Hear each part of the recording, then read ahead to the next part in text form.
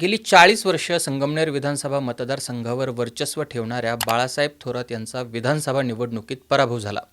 हा निकाल धक्कादायक आणि अनपेक्षित होता. कारण तसं बघितलं तर समोरचा महायुतीचा उमेदवार हा केवळ एक कार्यकर्ता होता. या कार्यकर्त्याने साधी ग्रामपंचायत निवडणूक देखील लढवलेली नव्हती. मात्र घोळ इथेच झाला. समोरच्या उमेदवाराचं कार्यकर्ता असणंच थोरात यांना नडलं आणि त्यांना 10,000 मतांनी पराभव स्वीकारावा लागला. हा समोरचा उमेदवार होता 41 वर्षीय अमोल खताळ पाटील. खताळ यांनी 40 वर्ष आमदार असलेल्या बाळासाहेब थोरात यांच्या गडाला सुरुंग लावला. संपूर्ण महाराष्ट्रासाठी हा निकाल अनपेक्षित होता. मुख्यमंत्री पदाच्या दावेदारांमध्ये बाळासाहेब थोरात यांचं नाव घेतलं जायचं. इतकंच नाही तर मतदारसंघात थोरात यांच्या समर्थकांनी भावी मुख्यमंत्री म्हणून फ्लेक्स देखील लावले होते. मात्र खताळ यांनी सलग 8 वेळा निवडणूक जिंकलेल्या बाळासाहेब थोरात यांचा 9व्या वेळी पराभव केला आणि संपूर्ण महाराष्ट्राला धक्का दिला. यंदाच्या विधानसभा निवडणुकीत राज्य पातळीवर 2 मुद्दे गाजले. एक लाडकी बहीण योजना आणि दुसरा मुद्दा हिंदुत्व. यासोबतच ओबीसींचा अंडरकरंट असल्याचं देखील मानलं जातं.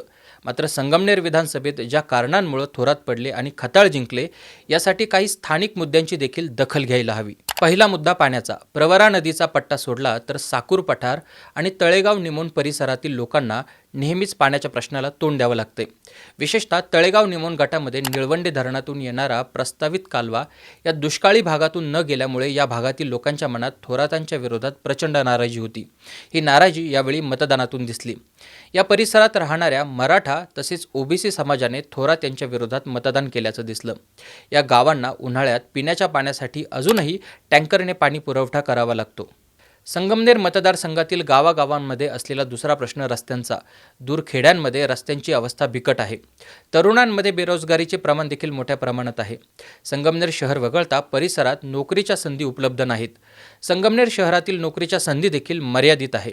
अनेक महत्त्वाच्या संस्था या थोरात यांच्या निकटवर्तीयांच्या ताब्यात आहेत. इतकेच नाही तर या संस्थांमध्ये थोरात यांच्या समर्थकांनाच नोकरीत प्राधान्य दिले जाते असा आरोप देखील केला जातो. तसंच इतरांनी संगमनेर परिसरात नोकऱ्या निर्माण करणं थोरात यांच्या जवळच्या लोकांना आवडत नसल्याचा आरोप या परिसरात केला गेला आहे. संगमनेर तालुक्यातील ग्रामीण भागात उभारलेल्या एका IT कंपनीच्या कामात थोरात यांच्या कार्यकर्त्यांनी अडथळे आणल्याचा देखील आरोप झाला. थोरात यांच्या निकटवर्तीयांच्या स्टोन क्रशर्समुळे गावाच्या गावं उद्ध्वस्त झाल्याचं देखील बोललं गेलं. या सगळ्यांमुळं वातावरण थोरात यांच्या विरोधात फिरत गेलं. मात्र थोरात यांच्या तालुक्यातील दबदब्यामुळं या विरोधात कधी कोणी आवाज उठवला नाही असं स्थानिकांचं म्हणणं आहे. अहिल्यानगर जिल्ह्यातल्या राजकारणाचा एक अलिखित नियम म्हणजे एका राजकीय नेत्याने दुसऱ्याच्या मतदारसंघात लुडबुड करायची नाही. थोरात यांनी हा नियम मोडला आणि दक्षिण नगरमध्ये लोकसभेत सुजय विखे यांच्या विरोधात रसद पुरवली. सुजय विखे यांचा या निवडणुकीत पराभव झाला. कोणी कितीही नाकारले तरी विखे यांच्या मनात याबद्दल सल होतीच. त्यामुळे संगमनेरमध्ये विखे पूर्ण ताकदीने उतरल्याचं दिसलं. थोरातांनी देखील शिर्डीमध्ये विखे यांच्या विरोधात प्रचार केला. मात्र विखे यांनी संगमनेरमध्ये प्रचार करत असताना स्वतःच्या मतदारसंघाकडे दुर्लक्ष होऊ दिलं नाही. मात्र थोरातांनी ही निवडणूक हलक्यात घेतली.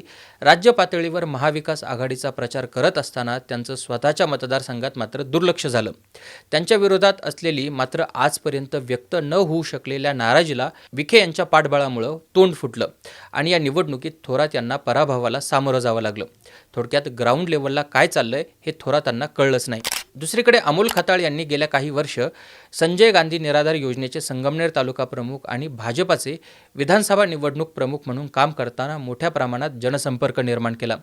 विखेंचं पाठबळ त्यांना मिळालं. गावखेड्यात जाऊन दारोदारी प्रचार करणं त्यांच्या फायद्याचं ठरलं. तसेच संगमनेर तालुक्यात विखे यांची प्रतिमा ही सकारात्मक असल्यामुळे त्यांचे निकटवर्तीय म्हणून अमोल खताळ यांना पाठिंबा मिळत गेला.